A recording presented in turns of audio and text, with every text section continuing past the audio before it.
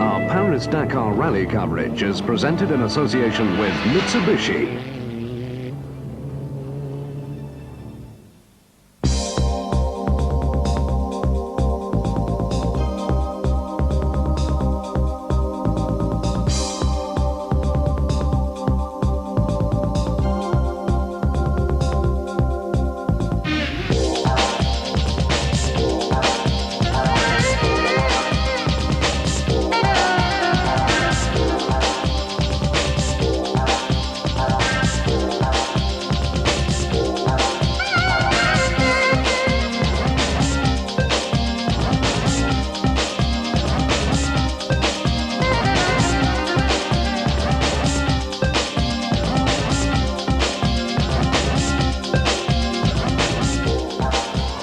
Paris, 6 o'clock on New Year's morning, and the New Year's revellers mingle with thousands of motorsport enthusiasts from all over the world, converging on the start of one of motorsport's legendary events, the Paris Dakar Rally of 1993. It's the shortest Paris Dakar ever at 8,877 kilometres, that's 5,500 miles in real money. Total distance, but it's still a long route through the desert, from Morocco through Algeria and then Mauritania providing the final sting. And Citroen, a strong lineup for the Citroen team with Pierre Latigue and Michel Perrin heading that outfit, the team that won the Paris, Moscow, Beijing Rally of 1992. Ari Vatanen, don't forget, he is a 4 times Paris Dakar winner. Hubert Auriol, a winner on 2 wheels, but we look at Ari Vatanen and look at that credential, the winner of the Paris Dakar in 87, 89, 1990 and 91, the World Rally Champion also in 1981, now lives in a farmhouse in Provence. Ari Vatanen, certainly one of the fastest drivers, but he too is going to have a very tough rally in order to stay ahead of his opposition. Also note for Ari Vatanen, a new co-driver, Christian Delferrier. He'll be partnering Vatanen on the road to Dakar. Pierre Latigue, he waves to the crowd before setting off from the podium. This is the opposition, the Mitsubishi Pajeros, 4 of the class T3 prototype vehicles. Kenjiro Shinazuka, the only Japanese to win a World Championship rally. Bruno Sabi, winner of the Monte Carlo rally, now on his 2nd Paris Dakar raid, partnered by this man, Dominique Serriès. It's a big welcome from the crowd for the former French rally champion. He contested his first Paris to Africa rally last year on the Paris to Cape Town, and then went on to finish 3rd on the Paris Beijing rally. When he's not rallying, he's actually a leading figure in developing tourism for his hometown of Grenoble. Well, Bruno Sabi then, certainly a very popular man with the crowd in Paris. The cheers as he entered the podium, quite remarkable. But he also has some very strong teammates, not least Kenjiro Shinazuka and the European rally champion, the German driver, Erwin Weber. And this is Erwin Weber and his co-driver, Manfred Hiemer, arriving on the ramp to start the event. Runner-up on both the Paris Cape Town and the Paris Beijing rallies in 1992. Maybe they can make it one result better for 93. Also, buggies and prototypes in the event. Normally not really opposition for the Citroen and Mitsubishi Works vehicles, but now they've got some strong backing from Renault and the Duc de Bourgogne supermarket chain. This one being driven solo by Jean-Louis Schlesser, the twice world sports car champion, ex-Williams Formula One driver. He's got 5,500 solo miles ahead of him. Among some of the other outsiders, for the first time in many years, we've got a British driver, Tony Fowkes and Un-Ki Wang, and Jeff Tunnard and Peter O'Gorman driving 2 of the Kia Sportage vehicles. They've been prepared at High Wycombe in Buckinghamshire. This is Tony Fowkes and his Korean co-driver waving to the crowd. Could this Korean manufacturer be a big name in rally racing in the future?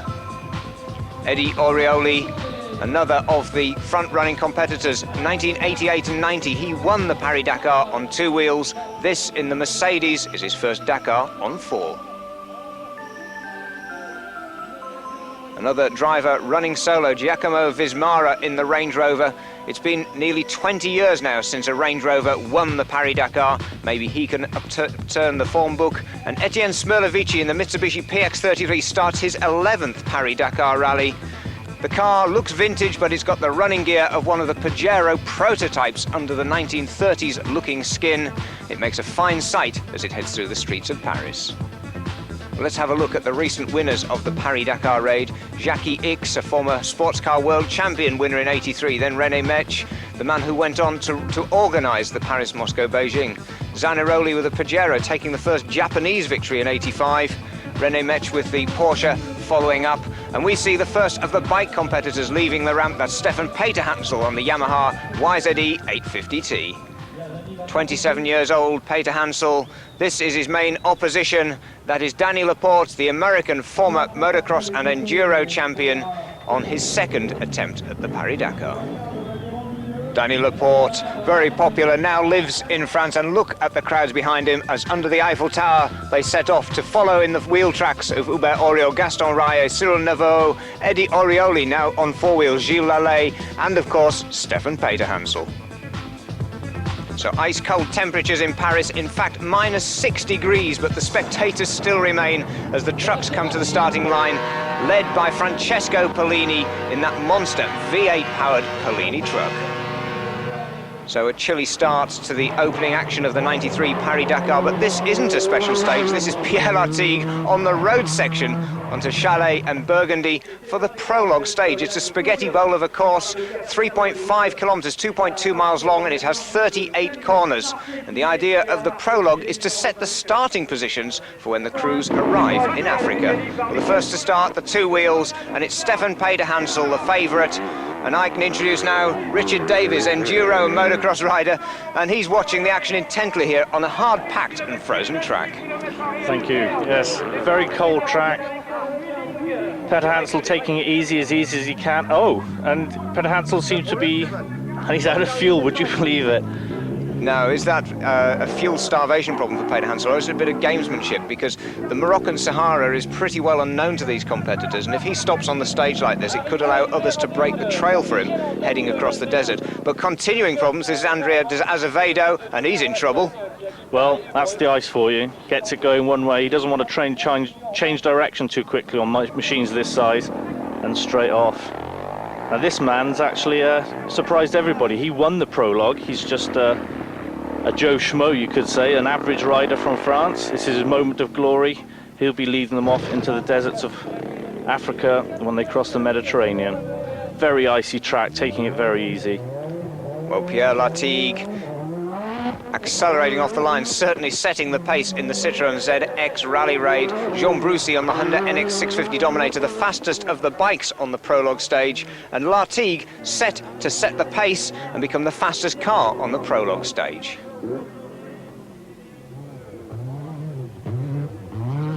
Lartigue taming the understeer, the tail slides wide, over 300 brake horsepower from these 2-litre Citroen ZX Rally Raids, and the only man to match Lartigue on the day was the flying Finn, Ari Vatanen.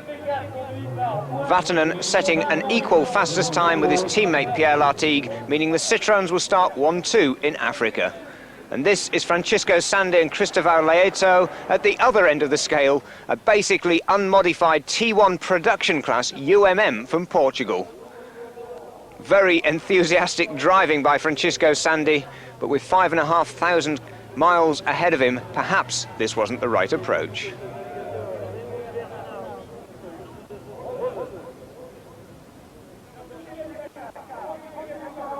Sande's enthusiasm getting the better of him, the vehicle rolling, hitting the bank, heavy frontal damage, and out of the action with 5,498 miles still to go. That's spectators for you. Got to put a show on for them. But another man embarrassed here, Gérard Bourgoin, the man who is the mayor of Chalais, having to finish the stage on a tow rope after the buggy breaks its gearbox.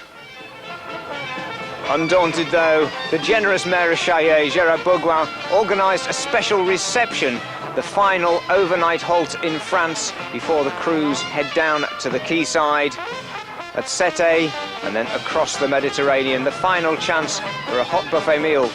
There's Gilbert Sabine, the man behind this event now for almost 20 years, and many of the crews enjoying the fine wine of the Burgundy area before they take to the road again, heading from the heart of France to the Mediterranean coast.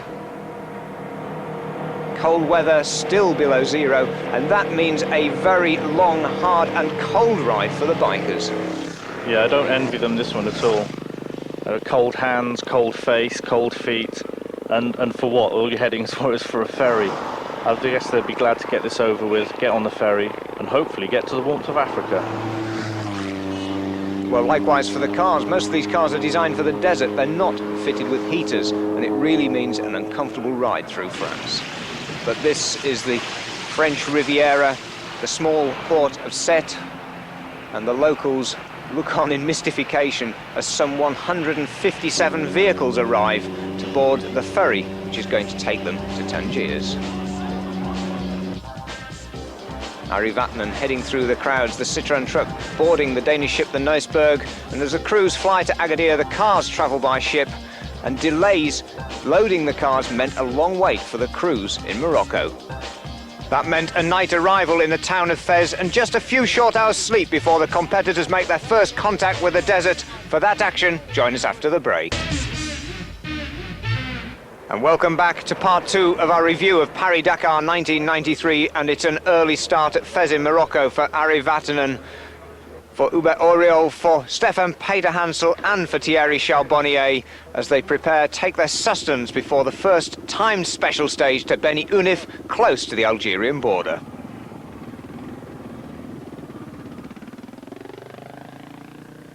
That's Jean Brucy taking off.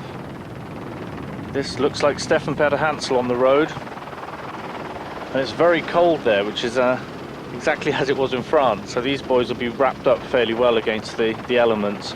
So quite a nice track to start off with. Sun in the eyes, which is a bit of a problem, a few spectators, but they'll just be finding their way, getting back into the swing of riding in sand again.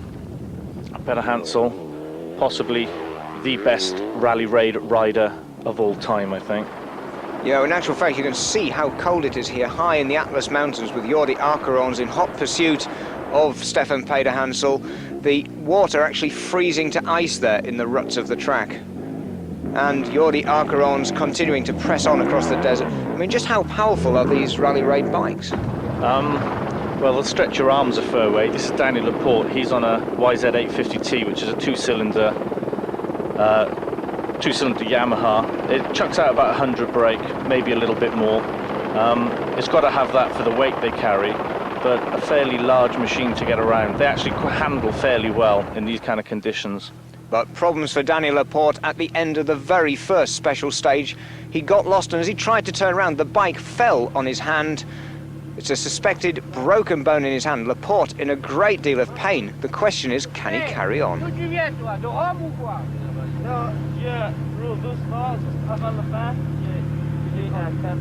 Non, c'est mort, mais quand it touch. Yeah, exactly.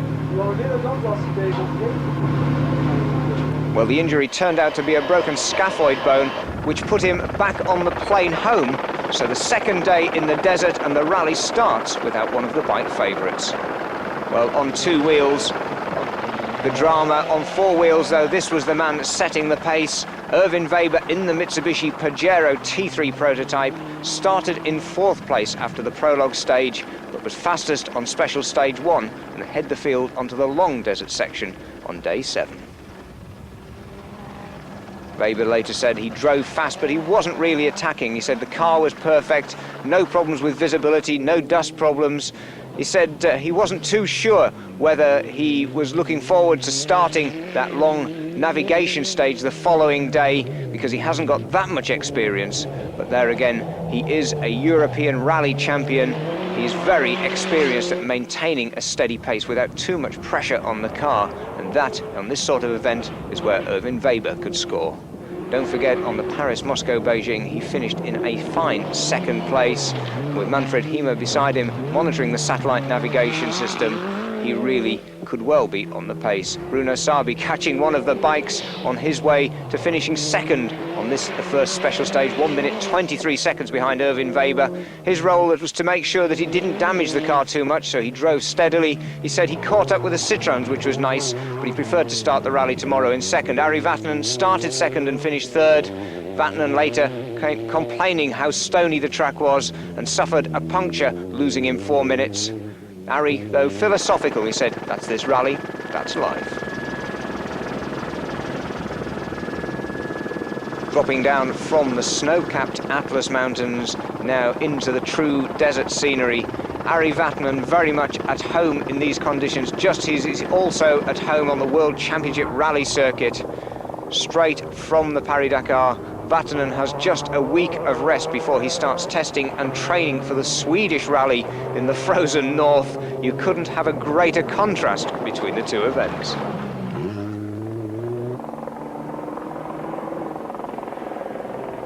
Ari Vatanen's Citroen ZX Rally Raid trailing the dust as he heads down the tracks. These tracks still very firm and very fast in comparison with some of the rockier tracks as they hit the desert. There you can see some of those rocks that cause so many tyre problems.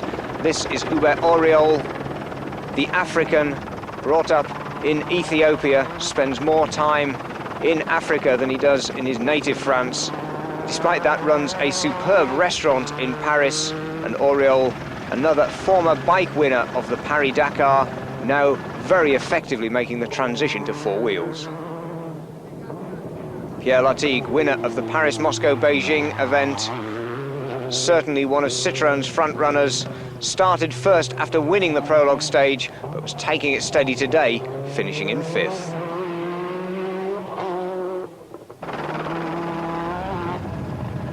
And again, the variety in the terrain as the cars descend from the mountain trails, now starting to reach the first sand, which starts to indicate the first of the desert.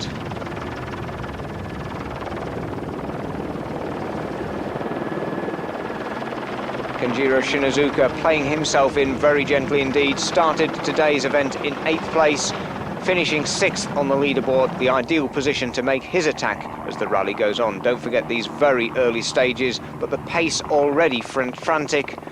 Shinazuka with his tracking helicopter really ensuring the car perfectly set up for the corners, making a spectacular sight as he heads down the valley. And again, that helicopter giving us the TV pictures with some very spectacular flying.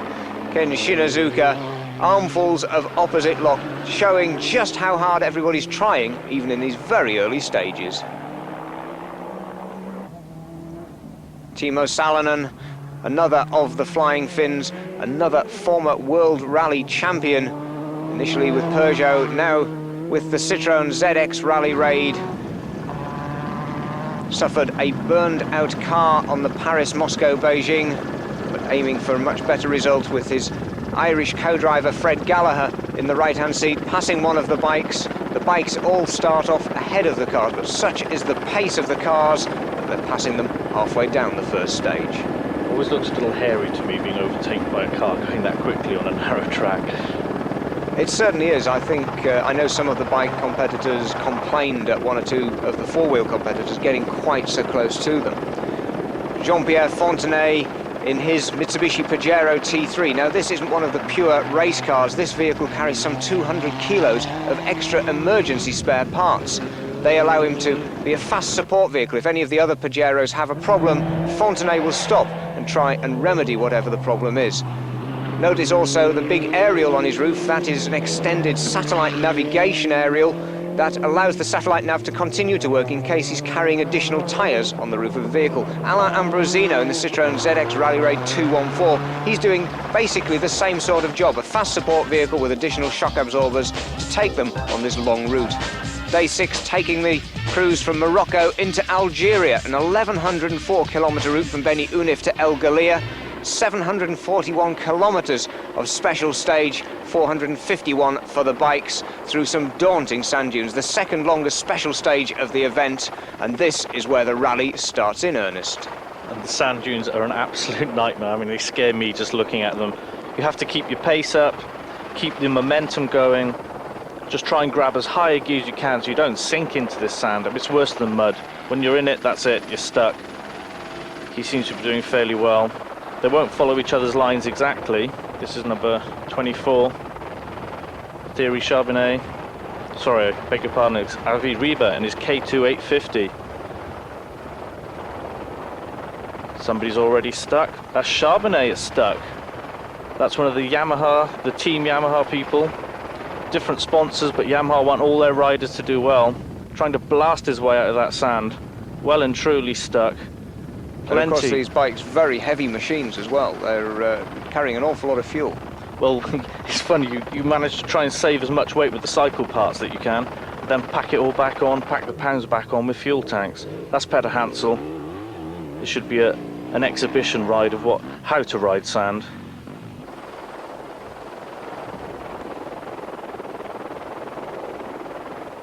Stefan Peter Hansel picking his way through those sand dunes absolutely perfectly. They're catching now Erwin Weber in the Mitsubishi Pajero. The bike now getting its revenge on the car, trying to find a way past, trying to avoid the dust from the Mitsubishi. And look at that big slide there from Stefan Peter Hansel, keeping it all together though, finding a route past at last. A big, impressive jump over the dunes. Stefan Peter Hansel now ahead, not having to eat the sand, but very spectacular riding. I love shots like that. I mean, it shows what a bike can do, doesn't it? I mean, who needs four wheels? Here we are, Mr. Debussier. That's a Honda Dominator, or a derivative of, and he's well and truly stuck. And a bigger problem there also, fuel leaking out of the back from one of the additional fuel tanks on the back of the bike. But that bike very firmly embedded in the sand. I mean, what can you do in those situations? Well, here's our friend Reba on his K2850. That's just a case of a bit too much speed. Body weight was wrong, down he went. And another one, exactly the same place. When you're stuck, to be honest, you're stuck. You just try and free the back wheel, get the weight off, push it. The amount of strength it takes, I mean, that's a DR350 Suzuki. That's a lightweight machine as well. Well, Marianne Bernard having a big problem there, one of the two lady riders in this year's event. And you can see there another big problem. Those sand dunes are effectively blind for the cars coming up. Even the big trucks can't see you until they're on top of you. And in actual fact, Roland Heubecker on this stage was actually hit by a car, had to be airlifted to El Galir for hospital treatment. But for Marianne Bernard, now the agony of trying to restart the bike. Don't forget, wearing heavy clothes, she gets the bike going at last, but this is the agony of the desert. The progress made in 25-yard leaps, and then the digging and the lifting has to start again. But the overnight leader, after one of the toughest early stages in the history of the Paris Dakar, Erwin Weber starting the stage, heading off into that amazing terrain of sand dunes. He was only set to complete this stage in 10th place. Bruno Sabi started the day in 2nd place, but the day went well for him. Sabi was to end up the rally leader at the end of the 2nd day in the desert. Day 6 of the event, and this special stage really sorting the men from the boys.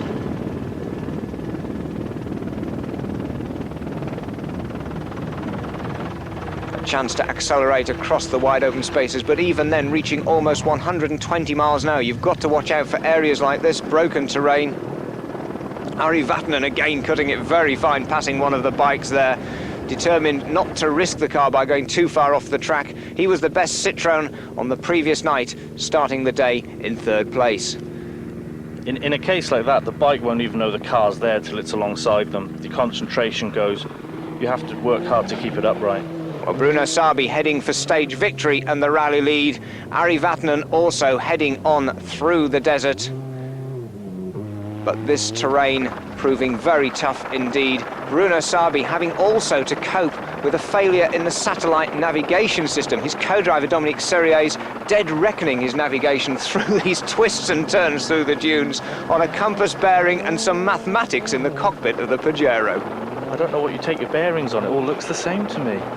Quite incredible terrain. I'd be gawping at the terrain too much to ride a bike, I think. There you see that absolutely amazing terrain. The soft sand, known as fesh to the locals. It's proving a very tough route indeed. You see the Mitsubishi, the Citroen suddenly switch direction there, head off to the left of our screens, desperately trying to find a way through. Hubert Auriol, one of the experts on African rally, he too having to pick his way carefully, not only through the dunes, but also past the bikes, including Stefan Peter Hansel, the bike leader, trapped on the top of one of those sand dunes. This stage really proving one of the toughest of the event.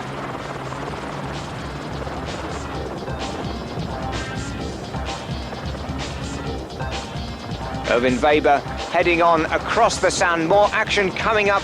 Join us after the break.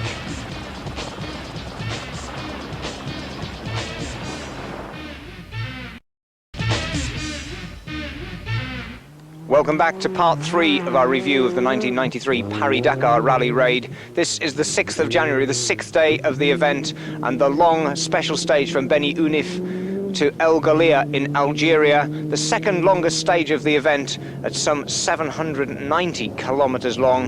Hubert Auriol, now his teammate Pierre Lartigue, being given some quick instruction in the cockpit of the car on the right route into the checkpoint at the end of the stage. Ari Vatanen heads across as the sand turns to scrubland, and he arrives at one of the passage controls on these very long special stages. The theory is you can head where you like, but there will be 3 passage controls at pre-designated points along the route. You have to check in at those. It's for safety. It ensures competitors will not get too far off the rally route in case they need recovering in the event of an accident or incident. If you miss those checkpoints, there is an 8-hour penalty added to your time. Bruno Sabi safely through the checkpoint. Now Pierre Lartigue climbs back aboard, having stretched his legs, and the Citroen ZX Rally Raid heads off towards the next checkpoint. But he didn't get far. Pierre Lartigue having his 4th puncture of the special stage. Lartigue and Michel Perrin, his co-driver, by this point have now got a tyre change down to taking them less than 3 minutes. But there you can see the difficulty, still carrying damaged wheels, now making a stockpile in the desert adjacent to one of the checkpoints. Pierre Lartigue saying that he's leaving the tyres for the support truck to pick up when it comes through the checkpoint too. And the competitors actually on this long stage reaching the point where they use so many tyres they have to wait for the support truck to reach them to give them some more. More problems though. This is Erwin Weber and Manfred Hiemer repairing damaged bodywork, and you can see the remains of their tyre having flailed at something over 100 miles an hour after it had failed.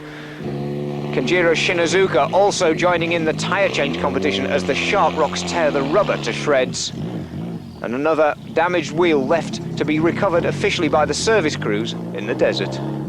Of course, the locals have some different ideas. If you're ever in Algeria and you see some taxis on some very flashy wheels, this is how they got them. That'll go well on my Mercedes. I don't know quite what teams will say about that, and it's a couple of £100 worth of wheel there. Well, there's a big dent in the wheel rim, but I'm sure it'll serve some useful purpose and make him a few bob down the souk. But bigger problems for Eddie Orioli in the Mercedes. 6 litres of V8 power enabled him to get him through the sand dunes. Young Nemoto in the Nissan Terrano heads on his way, not being antisocial by refusing to stop, but if Nemoto were to try and stop at that point, the chances are he would sink too. Etienne Smirlovici, the very experienced man in that vintage-looking Mitsubishi PX33 prototype, there with his co-driver Charles Kuipers having directed him, having now to run to help him. Now this could be the man who'll help Orioli. This is Maurizio Traglio, another of the Mercedes drivers, and circling now to try and find a safe stopping place to help his teammate. You notice how he's keeping his speed up so the vehicle doesn't sink in. He'll only slow down when he knows there's somewhere safe that his vehicle won't sink in. Well, it's a far cry from Eddie Orioli's 1988 and 1990 bike victories on the Cagiva. Meanwhile, the Morrow brothers, the 1983 winners, get a push from Etienne Smirlovici. And Smirlovici's looking a little worried because reversing with no rear visibility right towards the PX33. But plenty of other drivers also in trouble. Philippe Alliot, another former Formula One driver, he also very firmly stuck. The Morrows have got going again, the 2 brothers, still very much clubmen who have contested every event since the 1980s. Their 2-wheel drive buggy picks its way across the sand. But Philippe Alliot still stuck and destined for retirement on the second special stage after going out over the time limit. And that's a very stuck buggy. Yes, the weight at the very back of the buggy ensuring that it stays nose high, and even the big heavy trucks with some 12 tons of momentum, 300 plus brake horsepower and 4-wheel drive, even they're not invincible. You can look at the tyre pressure on the front of that truck and they're virtually running flat. Anything to get grip. The difficulty, of course, if you run the tyres almost flat to get the maximum tread area, when you hit rocks like this, then you've got big problems with the danger of punctures. And even with 6-wheel drive, Jean-Yves Gaultier struggles to make it to the top. Again, you can see those tyres, as Richard said, running at a very low pressure. Well, Tsutsuma Matsumo, a slightly more spectacular approach to climbing the hill. Claude Brubach, another vehicle to hit that soft sand, and chaos in the desert with over 2/3 of the entry stuck in the sand as night falls. Parts of this desert, the most we've never seen a vehicle before, and they've got 20 all at once. Well, in actual fact, a very worried service crew at El Galia. Bruno Sabi, the first competitor into El Galia. Bruno, journée de folie aujourd'hui? He's saying that a very tough day, very long day behind the wheel, added to which the pressure of the satellite navigation system not working. Bruno Sabi very relieved to arrive at all, let alone in the rally lead.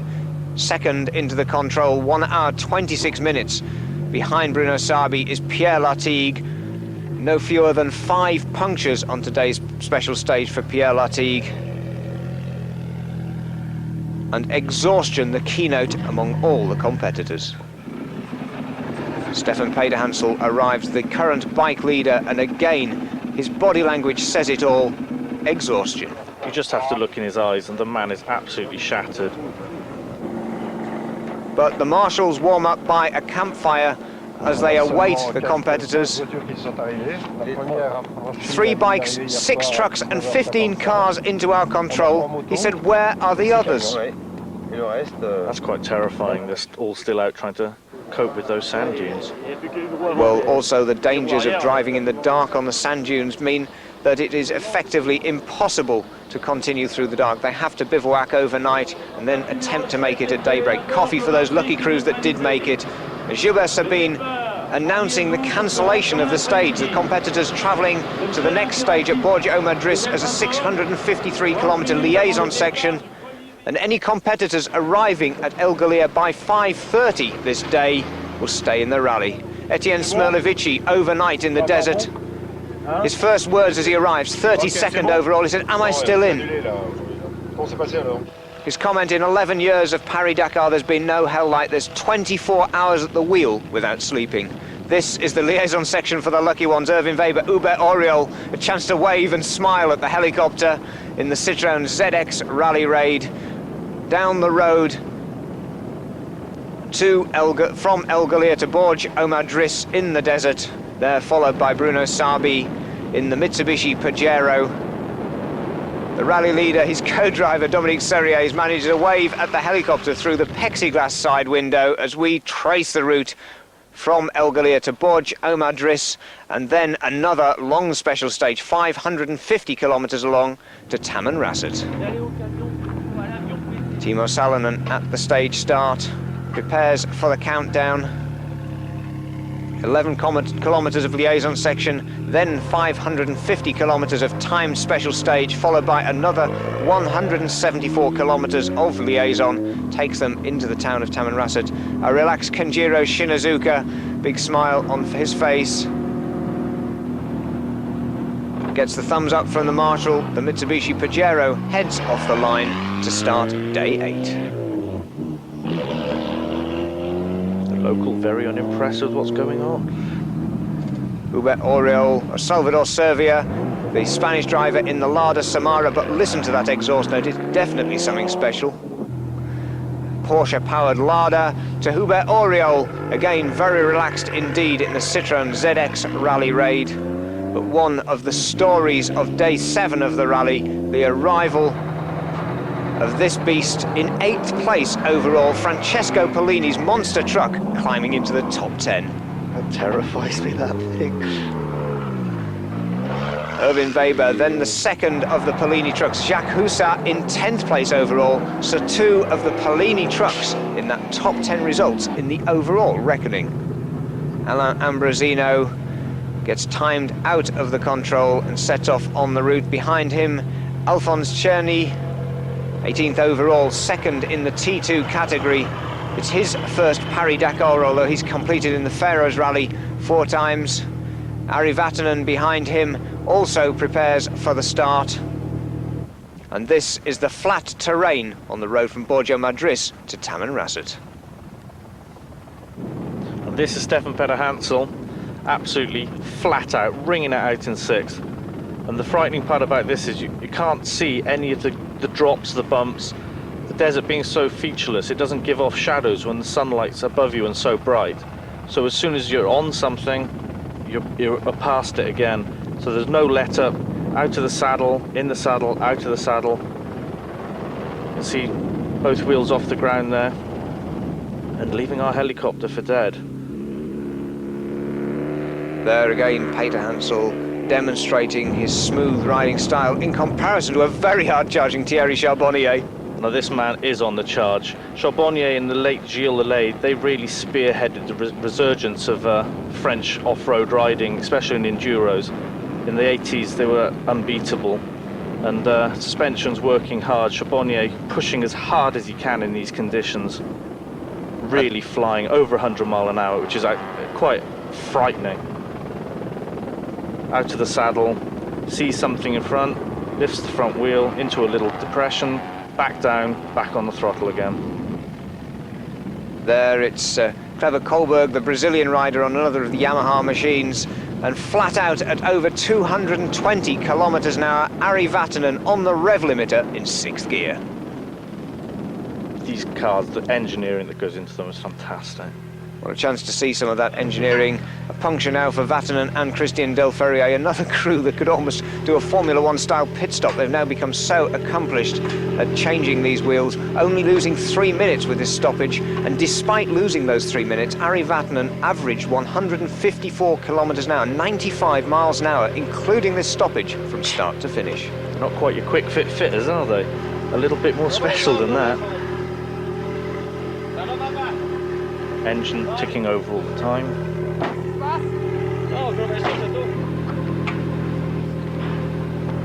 So the crew climb back aboard. Okay, get in.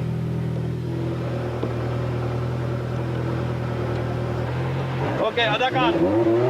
Ari Vatanen says okay to Dakar, and away he goes, keeping the engine running all the time. The reason for that is critical with a turbocharged engine. If you shut the engine down, the oil can boil in the turbocharger, and the last thing you want in the desert is a blown turbo and an engine that won't restart.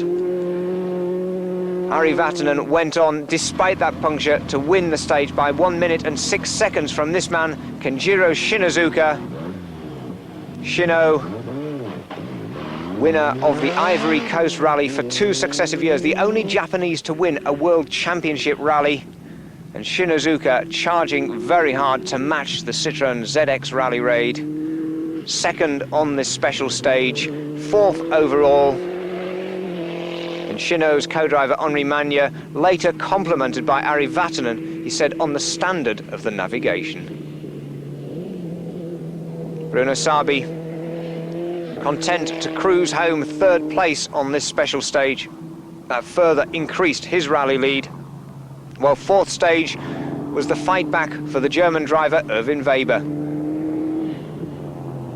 Weber disappointed with his performance on the 2nd long stage on the run from Beni Unif to El Galia, but now from El Galia to Borj Omar Driss and then on to Taman Rasset, Erwin Weber staging his fight back, climbing from 10th to 7th overall. Pierre Lartigue, again maintaining a steady pace in the Citroen ZX Rally Raid. The wily Lartigue heading for 5th on the special stage, but that consistent timekeeping taking him to 2nd place overall.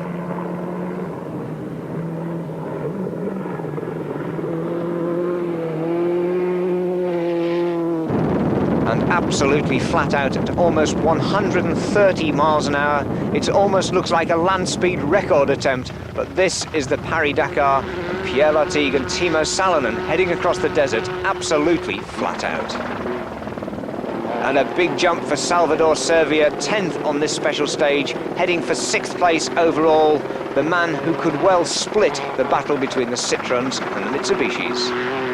And listen to that flat 6 exhaust note, the car effectively a Porsche 959 with a Lada body. Well, you won't get one of them at your local Lada dealer.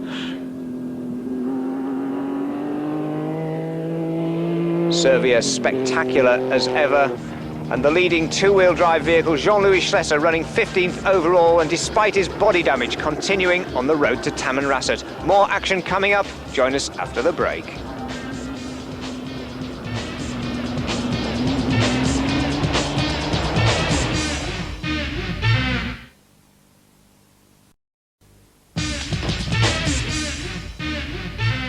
And welcome back as the dust trail heralds the longest day of the Paris Dakar 1993. Day 9, 1,192 kilometres from Tamanrasset to Adrar in the heart of Algeria. And flat out across the wide open spaces, Jordi Arcaron's fastest today, but 8 hours of penalty for missing one of those passage controls on special stage 2 has dropped him right down the leaderboard. He's fighting back to get to 11th overall.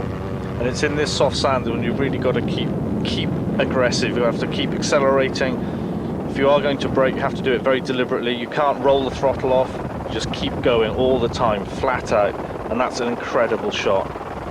The trail taking the riders as you can follow the dust cloud down from 1,300 meters up in the Hogar Mountains. Almost zero temperatures even here in the heart of Africa through the night, and then dropping down onto the plateau and into the desert where the temperatures are over 130 degrees as they head into the midday sun. It's this type of going where you're really going to get punctures, where you're going from sand to rock, sand to rock. And this is Thierry Charbonnier, second overall now, and he's actually picked some insurance up from a pharmaceutical company. Let's hope he won't be needing their products at any time during this event.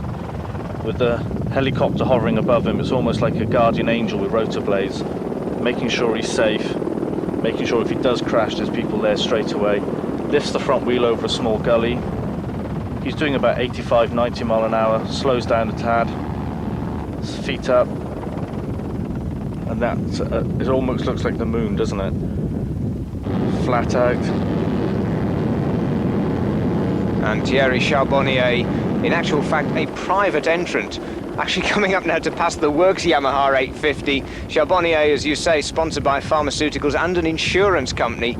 Stefan Pederhansel, though, content to cruise at about 80-85 miles an hour, if you can call that cruising. There you can see his rolling road map up in the top of the fairing. It's basically a roll of paper advancing geared to the speedometer to show where he is along his route.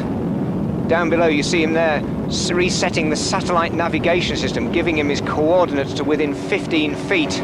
Tiny satellite navigation systems can be carried in a pocket. Every competitor's using them. This is the checkpoint they're heading for, an old French colonial fort, complete with a hand-driven petrol pump, or it used to be, just outside the fort walls.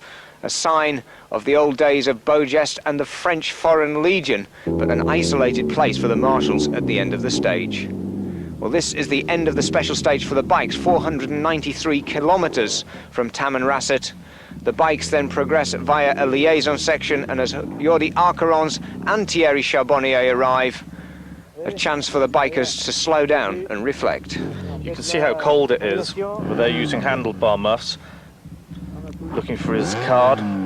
There's a hole in his sleeve there by the looks of it. I don't think that's too clever. If you lose that card, that's the end of the event, and you don't want to have done 9 days and drop out just because you've lost a piece of paper. These handlebar muffs will also be a bit of protection in case they hit any brush.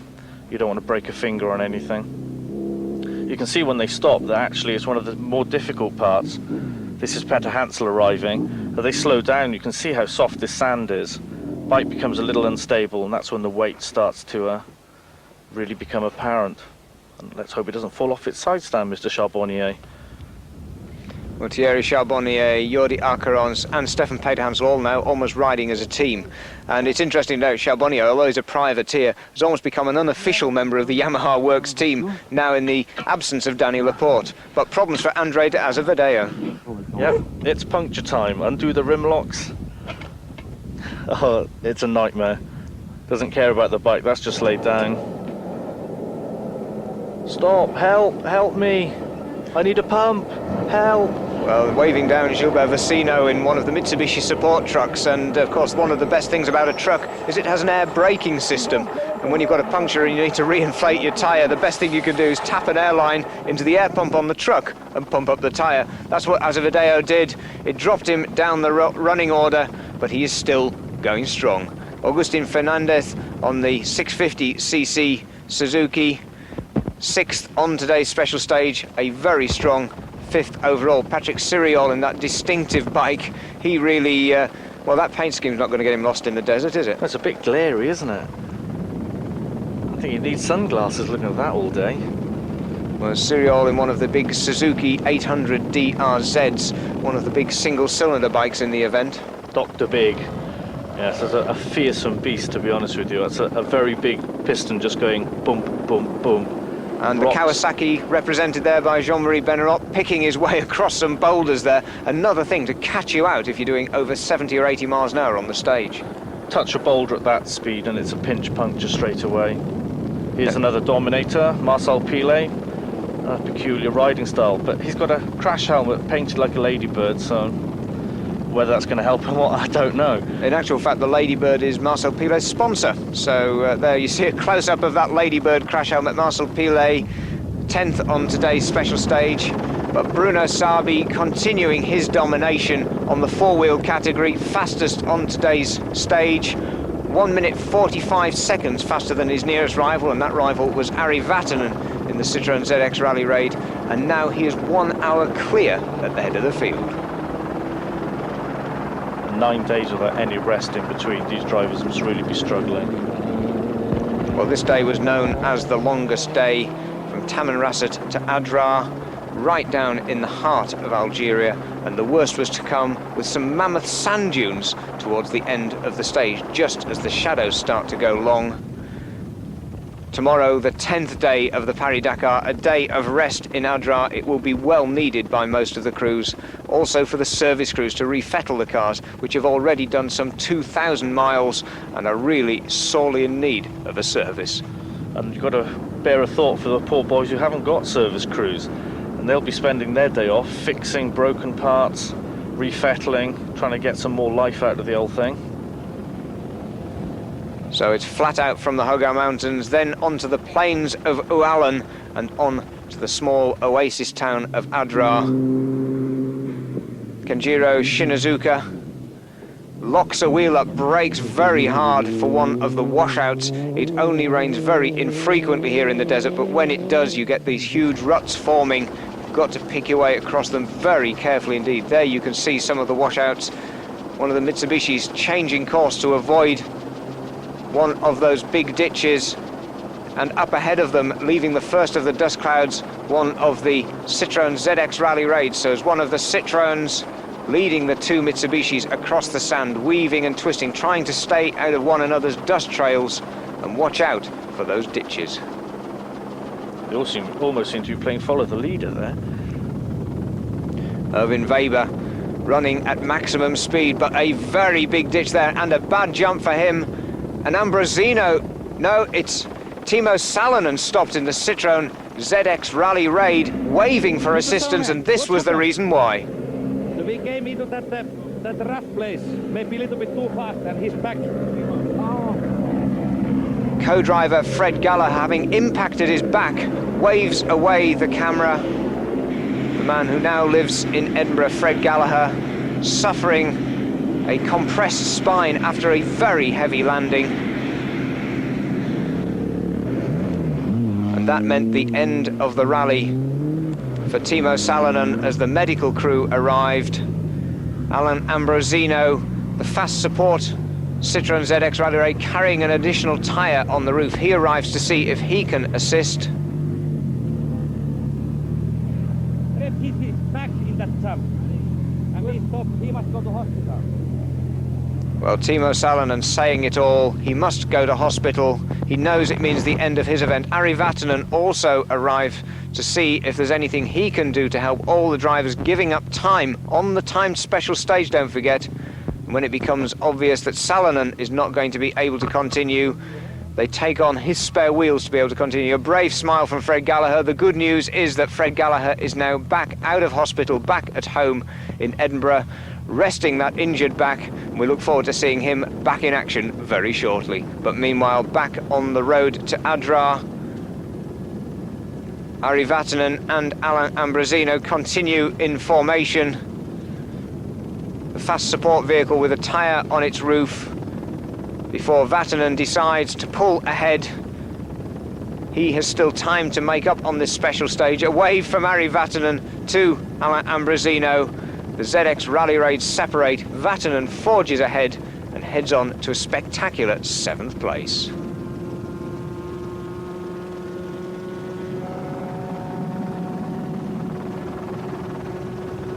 There, the difference that the 200 kilos of weight in spare parts makes both the cars running absolutely flat out. And Ari Vatanen really on the limit, heading for that 7th place. Jérôme Rivière picking his way through a dust cloud from a truck up ahead. Rivière 62nd on the overall leaderboard after missing 2 of the controls. The Dutchman Corbisma heads along in his MAN truck. And again, the wide open spaces, the 2-wheel drive buggy.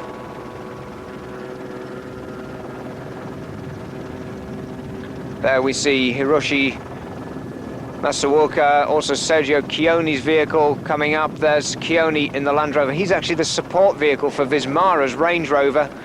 There, Hiroshi Masuoka in the Mitsubishi Pajero, 13th overall, leading the T2 category for modified production vehicles. There are the 2 T2 Mitsubishi Pajeros, the second of the vehicles, currently running 3rd in the category, and that's Aki Siriwatanak, the Thai driver. And there we see some information on Siriwatanak. The full name, Aki Ponsowan Siriwatanak, from Lampang in Thailand. He's a tobacco farmer by profession. 1992 won the T2 category on the Paris Cape Town rally. Also a very proficient rally driver and the rally champion in Thailand. Now heading on as one of the front-running T2 vehicles. Jean-Pierre Fontenay, one of the T3 prototype Mitsubishi Pajeros, now 56th overall after suffering transmission problems on the previous day. He gained 36 hours of time penalties but continues as the fast support vehicle for the Mitsubishi team. Now you can see why the extended aerial for the satellite navigation system there to clear that spare wheel, the additional spare wheel carried on the roof. Yeah, I wouldn't mind satellite navigation trying to find my way around this country, to be honest. My map reading not being what it is. Well, certainly in the wide open space of the desert, absolutely vital. Giacomo Vismara, don't forget, driving solo. Vismara 10th overall, 1 hour 45 minutes behind the leaders on this particular special stage, following the Polini truck of Francesco Polini across this rocky desert. Yeah, look out, Mr. Polini's coming. Everybody better get out of the way. Oh, he stopped. Polini 9th overall, Vismara 10th overall, a quick stop and a conference en route. There you can see the empty load bed of the Polini truck, not much sign of cargo in there, just the big turbocharger for that Detroit diesel engine. And nightfall on Saturday 9th of January, the end of the longest day of the 1993 Paris Dakar. The first time the rallies really visited this part of Algeria, a lot of the locals turning out to take a closer look at the machinery. And as darkness falls, they await the arrival of the rest of the field as that very long special stage makes for a very tough event.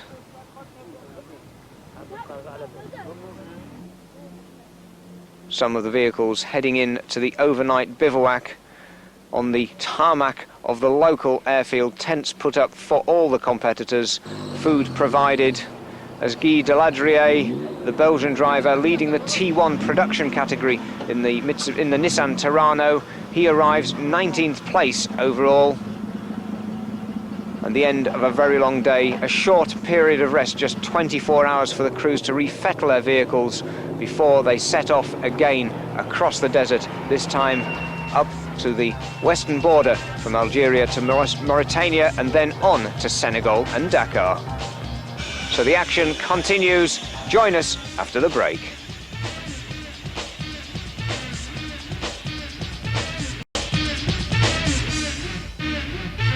Welcome back to our review of the 1993 Paris Dakar Rally Raid, day 10 of the event, the day of rest in Adra in Algeria, but 24 hours of frantic activity for the Citroen team, both in the repair of the cars and also behind the scenes, because Citroen are fighting to keep Pierre Latigue in the event.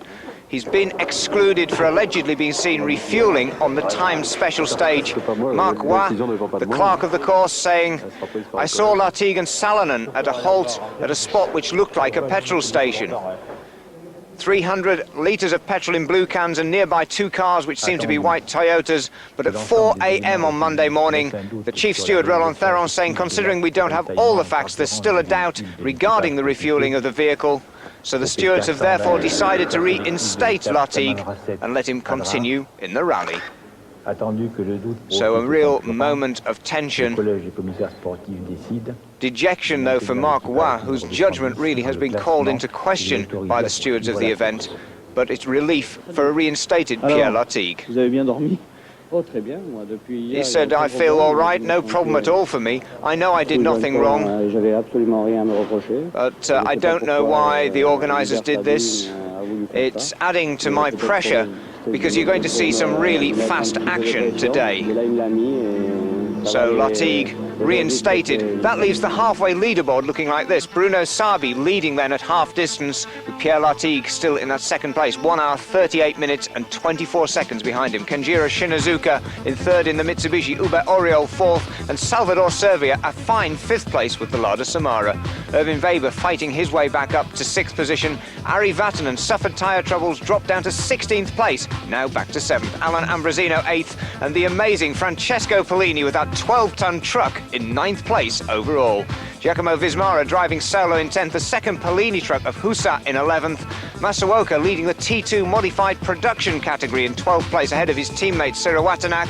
And then 2 more of the trucks, Bukhtiar and Versino in the Tatra and the Mercedes in 14th and 15th.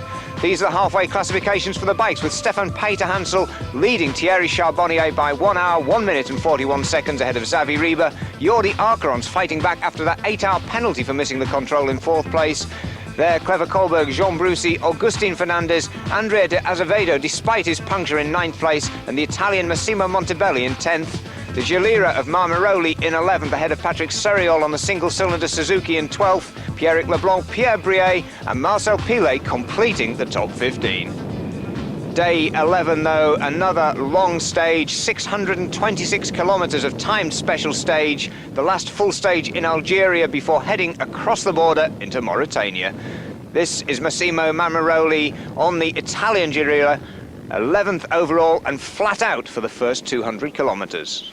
Yeah, you can see at the back of that bike, it kind of flares out behind his legs. That's additional fuel capacity he's carrying. It's quite a nice track they're going down, whipping past another competitor. This is Augustin Fernandez. He's on a DR650. Looks like he's going as fast as he can. He's about to lose his rucksack, though. Come on, boy, shape yourself up. Well, Augustin Fernandez, another of the privateers, but being very rapidly overhauled here is Stefan Peter-Hansel, the rally leader, and Thierry Charbonnier holding on to that second place overall, but still 1 hour 25 minutes ahead of him. It's this man, Stefan Peter-Hansel. Yep, undoubtedly the leader. He's got an hour on hand on everybody else. He's going to relax, take it easy, doesn't need to press too hard. With a cushion like that, this event's virtually over. Well, Peter-Hansel, a very broad, talented man, a former skateboard champion. Now he and his wife, in addition to rally raiding, run a baby wear shop near Paris.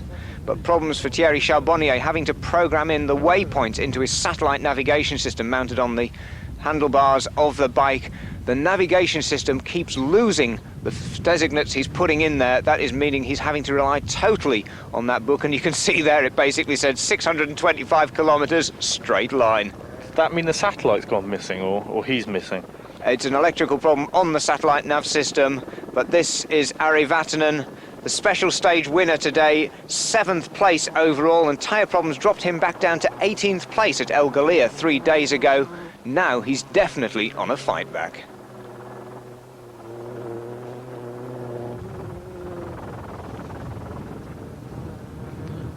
Flying through the sand is Citroen. The suspension is just fantastic. You look at the way it's handling these sand dunes. The wheels hardly leave the ground. And look out, Stefan. No. Now there's a difference in power for you. Yes, 300 brake horsepower in the Citroen ZX Rally Raids, a slightly larger engine for this year's event, up to a full 2 litres capacity with a big turbocharger on the back as well. combined with, what, 100 brake horsepower of the Yamaha 850. But these cars really setting the pace on this very fast special stage. It's a bit unfair. All his four wheels are driving.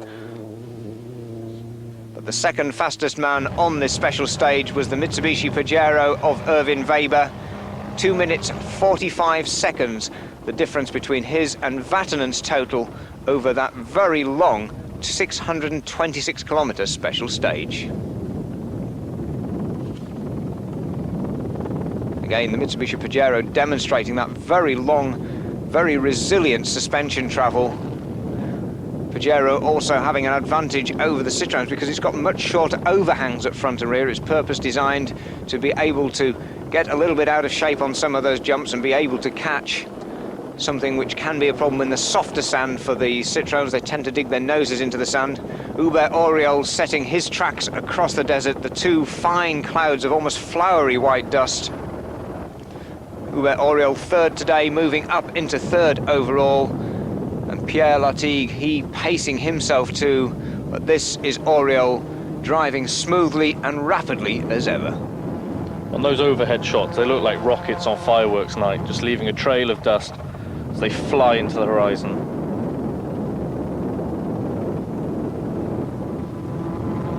So Hubert Auriol moving up the leaderboard, taking the third place, and just look at the size of those sand dunes.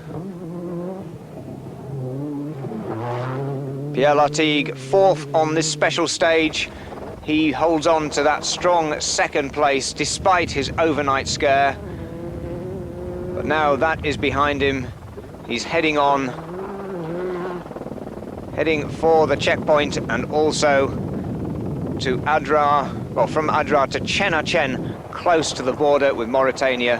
And there, the distinctive sand dunes in the background as the cars arrive at Fort Saint-Marie, another of the old French Foreign Legion outposts, unused now for almost half a century, but still in use today as a route checkpoint.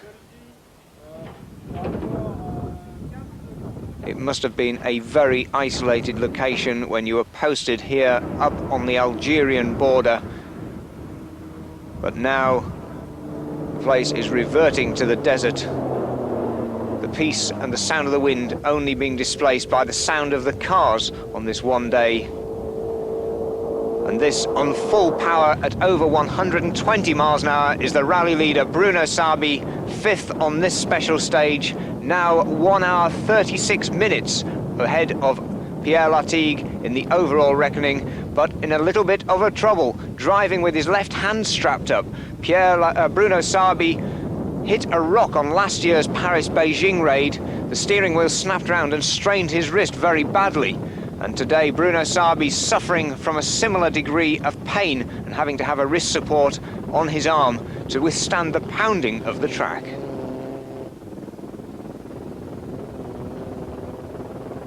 Well, heading off across the desert as we see Salvador Servia heading for sixth place on this special stage, sixth place overall. And thanks to his co-driver, Jamie Puge, we get the inside story on how Servia keeps up his concentration on the long stages. Oh my word.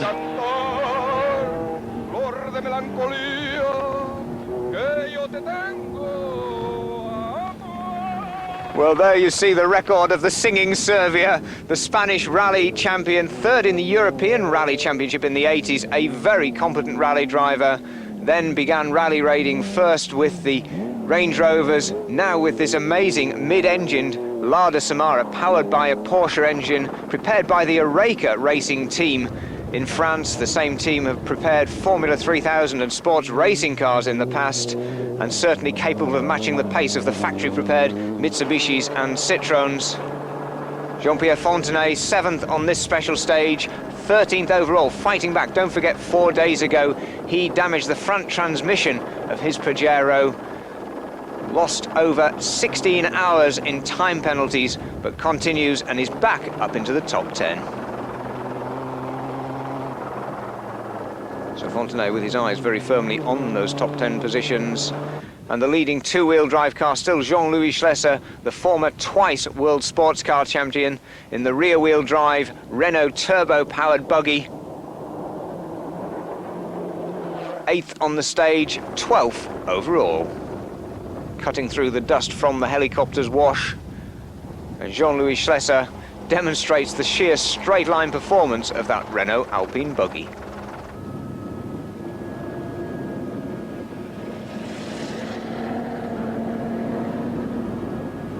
That is a very fast motor car. And again, the scenery dwarfing the machinery. The car just a tiny speck. The dust trail behind it, though, stretching for over half a mile. Is it true that the Singing Spaniard's now appearing in pantomime?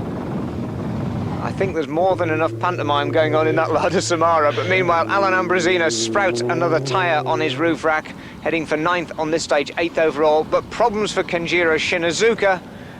Under the car, Henri Magna, his co-driver, trying to remove the sump protection to repair a jammed clutch mechanism. The clutch is slipping, and it means that Ken Shinazuka was forced to complete the stage on half throttle, really the end of his hopes for a top 3 finish.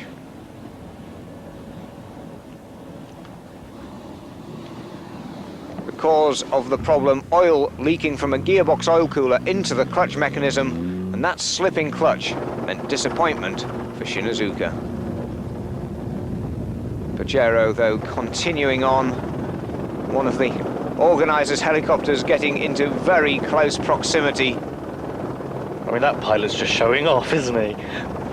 But again, note that the pilot, he's keeping the helicopter just slightly behind the Pajero so he doesn't blind the driver with the prop wash kicking up the dust. Close formation flying, and how about this for formation flying? The Polini doing over 110 miles an hour, that monster V8 truck overtaking the helicopter on its way to 9th place overall. The pilot's looking suitably astonished. That is an awesome machine. I think it's the only word in the dictionary that can really sum up that Italian truck. Built as a fast response vehicle for airport firefighting, the Polini trucks sold all over the world. These are the two Polinis, Jacques Hussard in number 501, Francesco Polini in number 500, and pressing on very hard indeed. A V8 engine, 4-wheel drive, 4-wheel steer. 100 miles an hour heading towards the final overnight halt in Algeria at the oasis of Chenachen. Today's route of day 12 takes the competitors across the border into Mauritania. There the route having looped down right to the southernmost point in Algeria, then back up to the border with Mauritania, and day 12's stage 650 kilometers from Chenachen to Bir Amran. No liaison at all from a 7:30 a.m. start. It's a flat-out 650-kilometre run, and another very early start for the crews. Breakfast on the airfield at Chenachen. The organisers of the Food Africa tours flying in 2 special flying canteens to cater for the competitors. And as daylight comes up, number 5, Marcel Pilet, is heading for the start. Yes, the man with the ladybird on his head, full stomach. These riders have got to be careful, actually. They don't want to have too much to eat. This is Clever Kohlberg, just checking his route map, making sure he knows where he's going. And the back wheel, looking suitably fresh. And off they go into the desert for another 600 kilometers of bar-bashing fun, I think we could call it. Yes, your clutch works, sir. A spare pair of shoes in his fanny pack, as they're called.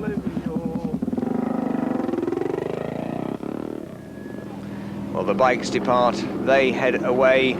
Bruno Sabi looking relaxed, the overnight leader, heading for the stage start. This is Pierre Latigue, 2nd place at the moment. Wets the palms of his gloves, that helps him get some grip on the steering wheel. And Sabi, Oriol, Ken Shinazuka. All the leading competitors heading away there. Shinazuka easing that clutch in, hoping for no repetition of the problems of the slipping clutch from the previous day. The Mitsubishi mechanics working through the night. Erwin Weber, Salvador Servia again with the glorious sounding Porsche engine larder, and the howl of the V8 as Vismara's Range Rover leaves.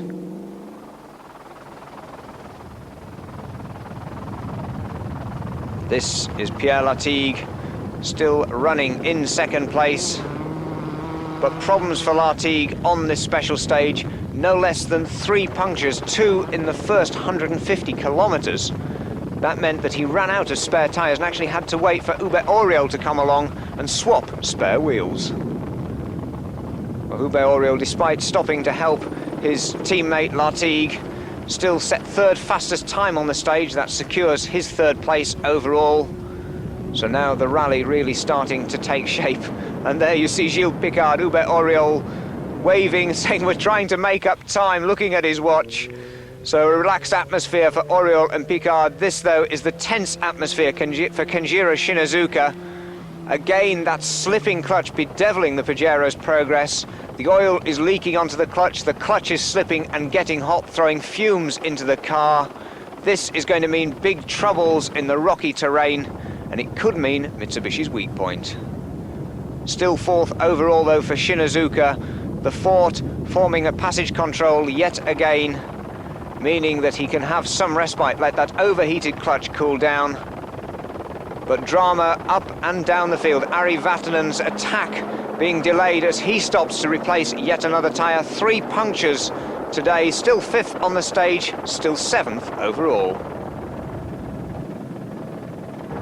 Jean-Pierre Fontenay, the fast support vehicle, still fastest though on this stage, outpacing all his teammates, 11 minutes and 10 seconds faster than Bruno Sabi. We've got more action coming up, including those amazing heavyweight trucks. Join us after the break.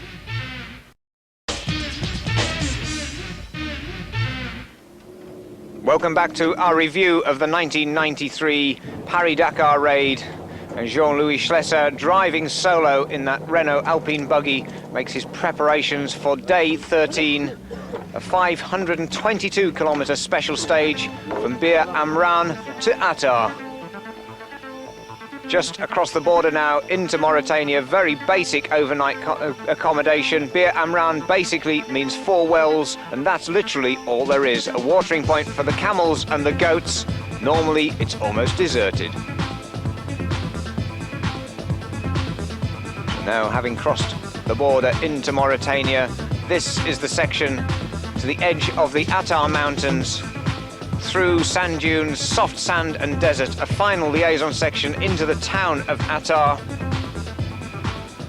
610 kilometers in all, and the fastest man on the stage on day 13, Jordi Arkerons. Now don't forget, he had 8 hours of penalties after the very first special stage for missing one of those passage controls. He has now fought back, taking this, his 5th successive stage win, to become 4th overall. An amazing performance. Makes you wonder what would have happened if he hadn't lost those 8 hours. This is Thierry Charbonnet. Sounds like he's got a baffle going in that exhaust as well, and the sand's getting softer on this stage. And of course that sand really sapping the power of the cars and the bikes. It sucks you down, it slows you down, it makes it very difficult indeed to maintain forward momentum, and when you get into the dunes, that really does become a battle with the machine. And this is where the dunes start by the looks of it. That previous shot, I mean, your route was lined up for you, stuck between those 2 walls of rock, and this is soft sand. This is where you've got to keep it going all the time. Can't back off for a second. You're looking a good 20-30 meters in front of you. Stefan Peter Hansel getting a helping hand from some fellow competitors and filling them in for their trouble. This is Peter Hansel again. He's got to watch those rocks. I understand he's running mooses, so he's not particularly bothered about punctures, unlike some of the riders down in the field. Peter Hansel again.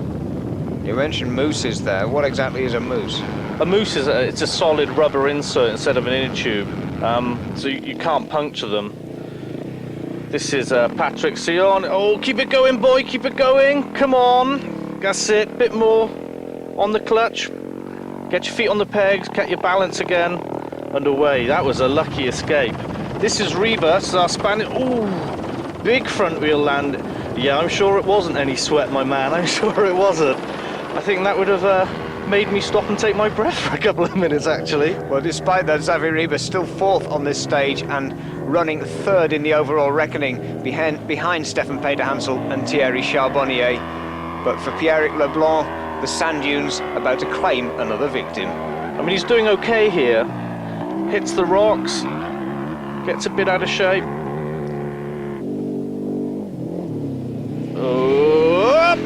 Oh my, I mean, it's like running into mud. People say sand, it's like liquid. But again now, the exertion of having to try and lift the bike back up. You were saying how much fuel these bikes are carrying. This is quite early in the stage, so they won't have lost a lot of fuel by now. Just got to get it going again. Oh, he has the luxury of electric start. I think after this long in a raid, the extra weight is worth it, rather than having to kick and kick and kick to get it going. Well, Pierre Leblanc eventually gets going. He's still running in the marathon class for bikes without outside assistance, now running 13th place, 22 hours and 5 minutes behind the leader. And these boys are like snails, they've got everything they need. Oh, Pierre Bray, that's a 660 Yamaha big single. And just front wheel fell into a hole. Brie also continuing at the tail end of the 15 remaining bikes, just 15 bikes left now. But this is literally a little bit of a battle through the desert between Erwin Weber, fastest on this special stage, heading for 5th place overall, overtaking Hubert Auriol, 3rd on the stage, 3rd place overall, but he was set for incident on his arrival in Attar. It must be hard for these drivers. They're so ingrained into racing to let somebody go, realise they've just got to keep it at a certain speed. They must want to race them so badly. Erwin Weber setting the pace on this stage. No gearbox or troubles today. Again, the Mitsubishi mechanics having worked overnight to replace the gearboxes of each of the Pajeros to ensure that the cars were fit for this daunting stage through the sand dunes. Ari Vatanen 9th on the stage, still running in 7th place overall, aiming to get up the leaderboard, but problems ahead for Vatanen too, as he headed for Attar.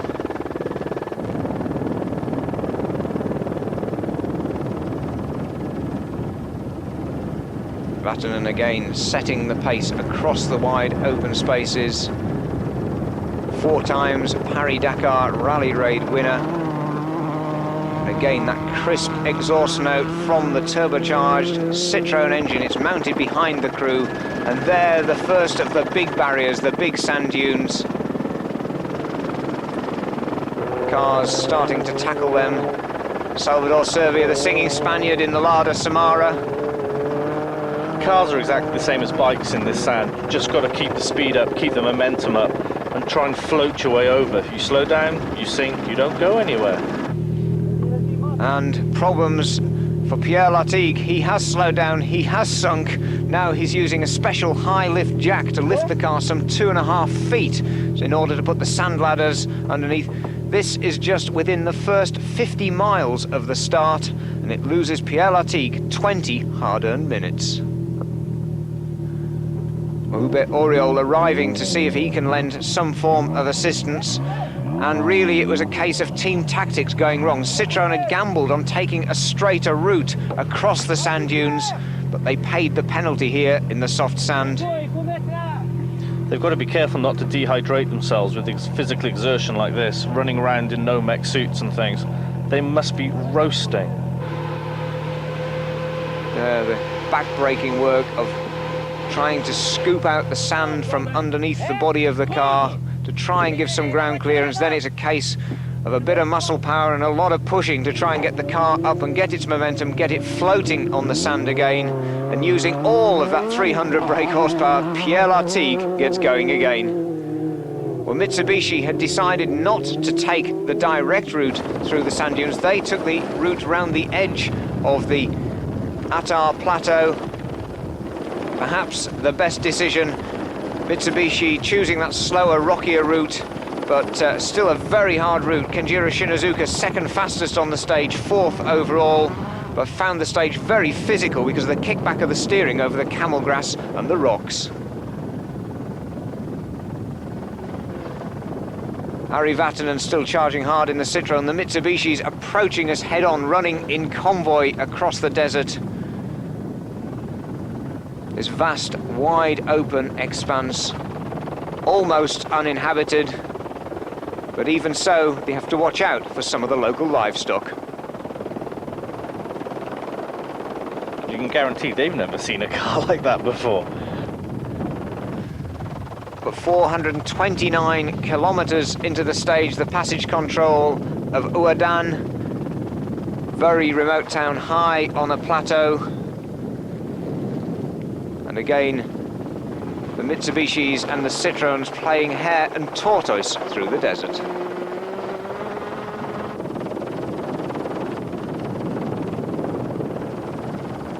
Citroens now taking the lead, the Mitsubishis swallowing the dust as the cars weave and twist, taking alternative routes across the sand dunes. There, some of those huge sand dunes, deceptive drops. You can't see how deep that sand dune is until you get to the very edge. And when you're committed to a drop like that, that's it, you're going. You can't do anything about it, just keep it straight. And again, Grand Prix dicing in the desert. One of those huge sand dunes being the downfall for Ari Vatanen and Christian Delferrier. Literally, their Citroen ZX Rally Raid plummeted off the edge of one of those dunes, fell some 30 feet, and the impact of landing injured the spines of both Delferrier and Vatanen.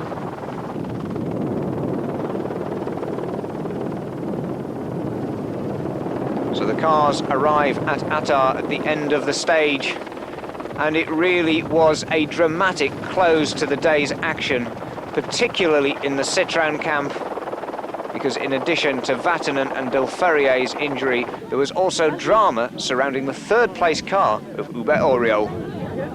An accident with a local taxi in the town meant a cut brow and a hurt left wrist for Hubert Auriol. But agony also is written all over Ari Vatanen's face. Vatanen and Delferrier limped into the stage finish in absolute agony after injuring their backs in that fall. Both crew taken to the medical centre for checks, were able to continue the next day as Francesco Polini heads into Attar providing the heavyweight action.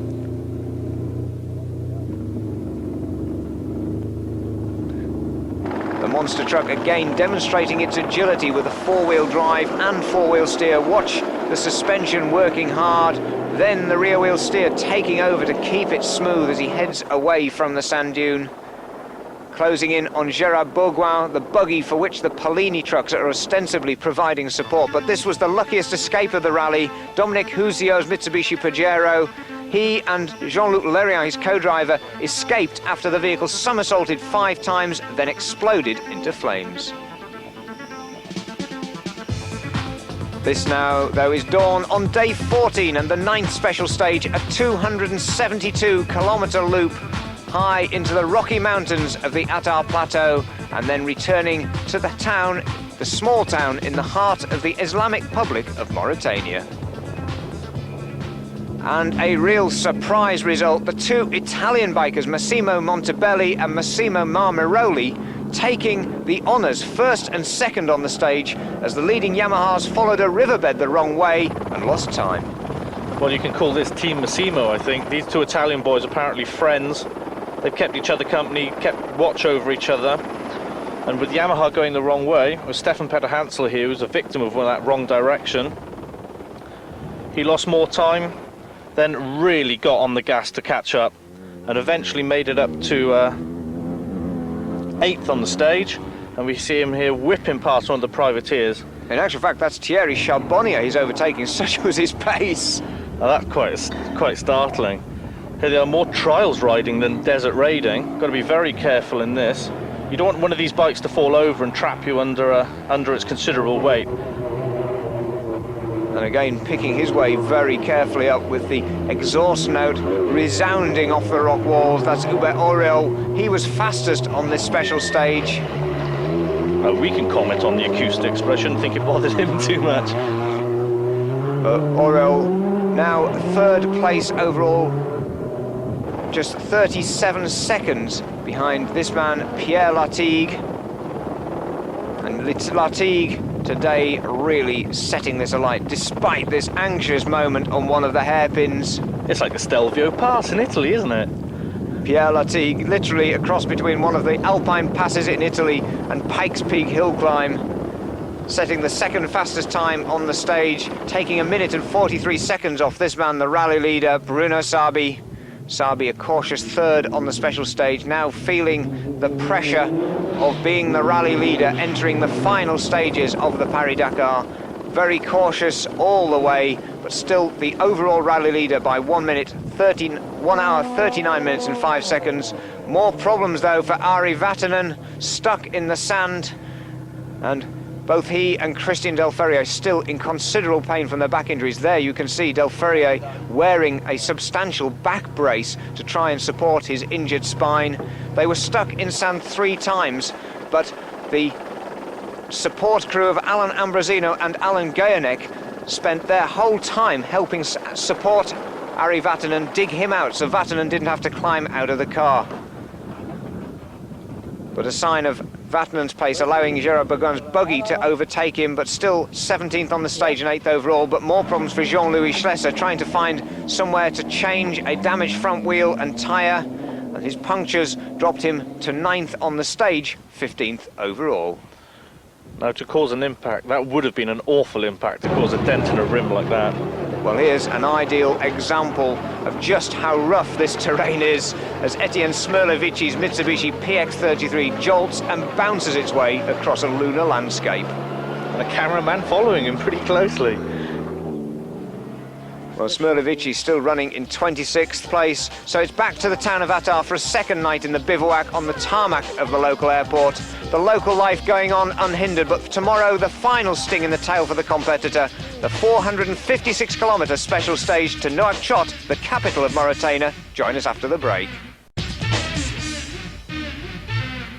A sore Ari Vatanen as we welcome you back to the final part of our review of the 1993 Paris Dakar Rally Raid. This is day 15 of the 16-day event. The final sting in the tail, a 456-kilometre special stage from Attar to Nouakchott and the Atlantic coast, the capital of Mauritania. A very early start, a 5:30 a.m. breakfast for Ari Vatanen, Ubail Oriol, Delferrier, Pierre Latigue and Stefan Pederhansel. Bruno Sabi, the pressure of being rally leader now for almost 3/4 of the event must be on his shoulders as he heads out to climb in the Mitsubishi Pajero. He knows he has just 2 more days left. As the bikers head into the darkness, we take a look at the route so far from Morocco into Algeria, then down the full length of Mauritania to Nouakchott, and the first time the crews will see the sea since they left the Mediterranean.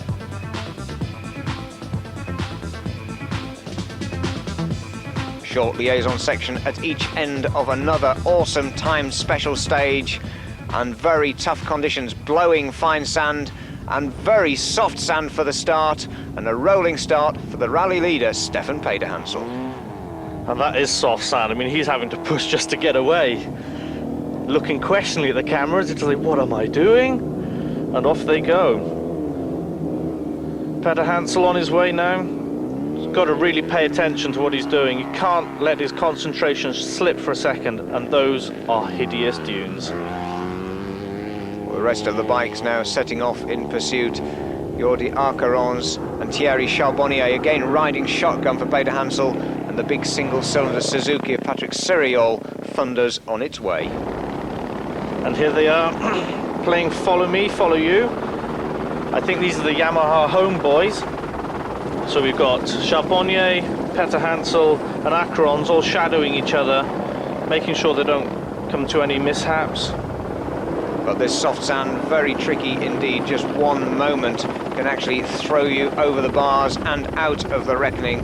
This sand very soft indeed, and they're really paying the penalty of it. It was Thierry Charbonnier. And he buried that totally. I mean, that's gone. The whole front wheel disappeared.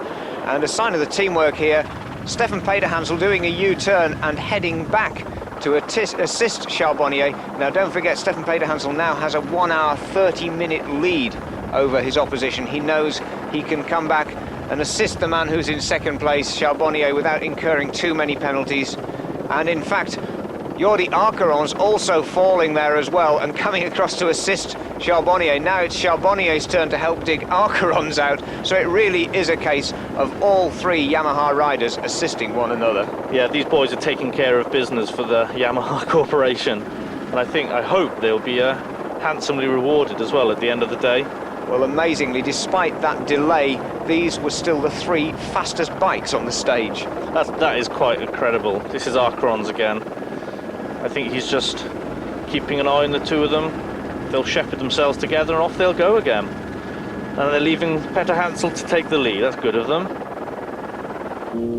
But more problems though for Xavi Riba, the K2 850 sidelined at the edge of the track, and the soul-destroying news was that Xavi Riba, just 2 days from the end of the event, whilst in third place, was forced to retire with engine failure. You can tell when a biker's really in trouble. He takes his helmet off and your head gets cold. It's almost a kind of way of admitting defeat. Well, Hubert Auriol fastest on this penultimate special stage. His second successive stage victory, 1 minute and 20 seconds faster than his teammate Pierre Latigue. Still in third place overall, 4 hours, 2 minutes and 59 seconds behind Bruno Sabi now, and still in pain from his injured left hand after clipping that taxi in the town of Attar. I reckon it's that taxi that pinched the wheel, isn't he? He's showing off again. But the Citroen restored to its full health, looking immaculate once again as he heads through to attack those sand dunes. Carrying extra body parts, I mean, the organisation that runs these teams and the pre-planning is just fantastic. Quite a unique event. Well, charging hard as ever, the sand ladders strapped to the rear end of the car throws it over some of the short, sharp dunes. Again, the difficulty is when you crest one of those dunes, you don't know whether it's a 5-foot drop or a 50-foot drop on the other side. And also the fact you grind yourself out, you end up seesawing madly trying to get yourself off it again. A compromise between speed and aggression and caution and keeping the car in one piece, not flying off the edge of the dunes as some of the drivers have done on this event. And the African Hubert Auriol, bred and brought up in Africa, is really at one with the desert, although it doesn't stop him taking the odd shortcut around the thorn bushes. Whoa, a bit close to our cameraman then as well. Pierre Latigue, well, despite 2 punctures and being stuck in sand for over half an hour on this stage, he was still second fastest, and that reinforces his position second overall.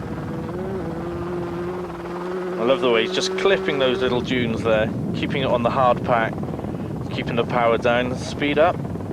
The dunes now smaller, shaped by the wind from the Atlantic, the Barken dunes as they call them. They actually move around with the wind. Where they are one day, if you go to them again, they've moved somewhere else the next.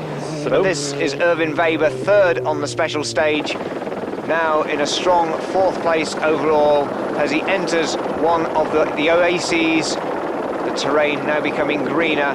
Mauritania, one of the most picturesque African countries, picking his way through the narrow tracks of a village. Erwin Weber, co-drivers working hard. Manfred Hiemer directing him up the right track. Normally the Paris Dakar actually avoids passing through villages, but in this particular case, through this dense band of palm trees, this is the only route. Well, Bruno Sabi, front end damage after nosediving off a sand dune. 4th today though, a nerve-wracking day for Sabi, front transmission problems, then the front end damage, but he still leads the rally by 1 hour 13 minutes and 2 seconds, but obviously still a very nervous Bruno Sabi. Look at him waving at the helicopter, telling it to get away. That is how much pressure is on Sabi. There again we see that amazing Barkan Dunes sandscape, and picking his way through it with the helicopter in attendance, the rally leader. That's like nothing I've ever seen before. What an incredible landscape. Well, Ken Shinazuka, he had a troubled day, 5th overall, but the first piece of vegetation in the desert, and Shinazuka hit it. Hello, let's look where we're going. Well, Shinazuka paying the price, diving down into a gully. That was over half an hour of digging for him. Stefan Pederhansel, trekking across the desert, takes a look at the helicopter, and coming up fast behind him, it's Bruno Sabi, the two rally leaders together. But a big fright for Bruno Sabi, going the wrong way in the village. Suddenly he meets a Citroen head-on. An almost nightmare day for Sabi, but unbelievably he made it to the finish, to Nouakchott, the capital of Mauritania. There's only been a town here for 32 years, built in the 60s to be the capital of the new Muslim state when Mauritania gained its independence. But the Atlantic coast at last, after over 5,000 miles across the desert from the Mediterranean, and the finish is almost in sight. And this is the start of the 16th day, the final stage, from St. Louis on the border with Senegal to Dakar, Senegal's capital, and the rally's end. And already off the line, it's Stefan Pederhansel and Thierry Charbonnier heading the field. And here we go, it's almost like motocross. I'm surprised they're actually going for it so hard. I would have thought they'd actually want to finish in one piece. There's a good block pass on one of the other Yamahas up there, and that previous corner by Pederhansel took him right out of the game. And very spectacular through the dunes. Stefan Pederhansel determined to set the fastest time on the stage despite being the rally leader, and it very nearly caught him out. Ooh, big off. Oh, my word. I mean, he was getting it on. I don't know why he did that. Well, just 15 miles from rally end, and a limping Pederhansel does make it to the finish. But almost 15 miles from the end of a 5,500 mile epic, Stefan Pederhansel very nearly threw it away. A very anxious moment, but Pederhansel makes it to the finish, takes the hat-trick. He won the Paris to Cape Town, he won the Paris Beijing. Now, with the battered and damaged and seatless Yamaha 850, Stefan Pederhansel wins the 1993 Paris Dakar Raid. There you can see the damage to the bike's fairing, but the champagne is sprayed as we take a look at the special stage winners for the bikes, with Jean Brucy winning the prologue stage, then Pederhansel winning the first two, then Jordi Arkerons fighting back from that penalty, taking the 4th and the 5th special stages, then the 6th, 7th and 8th, as well as the 10th special stage. Arkerons, an amazing total. Stefan Pederhansel, despite his fall, taking that final stage. He'll be heading for the victory. And there we see the overall classification. Yamaha 1-2-3 with Pederhansel 1 hour 22 minutes ahead of Charbonnier. Arkerons fighting back to 3rd, then Benarot on the Kawasaki in 4th. And the privateers, including Andre de Azevedo from Brazil, completing that top 10. So, Pederhansel crowned the bike winner, but now it's the turn of the cars and trucks to tackle the final stage and head for the finish. And onto the podium, the winner of the 1993 Paris Dakar Raid, 1 hour 30 minutes and 5 seconds ahead of his closest opposition, Bruno Sabi and Dominique Serriès. But already charging along the beach, the man who was 3rd fastest on the final special stage, heading for fine 2nd place, the Citroen ZX Rally Raid, Pierre Latigue and Michel Perrin. Flat out on the final 60-kilometre stage along the beach, through the sand dunes and into Dakar itself. The Citroens taking 2nd and 3rd places, and they arrive at the finish to the congratulations of the Citroen team manager, Guy Fréquelin. Mission almost accomplished for Pierre Latigue, the winner of the Paris-Beijing, forced into 2nd place. He shrugs his shoulders with resignation. And Hubert Auriol heads for that 3rd place with Gilles Picard in the co-driver's seat, 4 hours, 2 minutes and 8 seconds behind Bruno Sabi.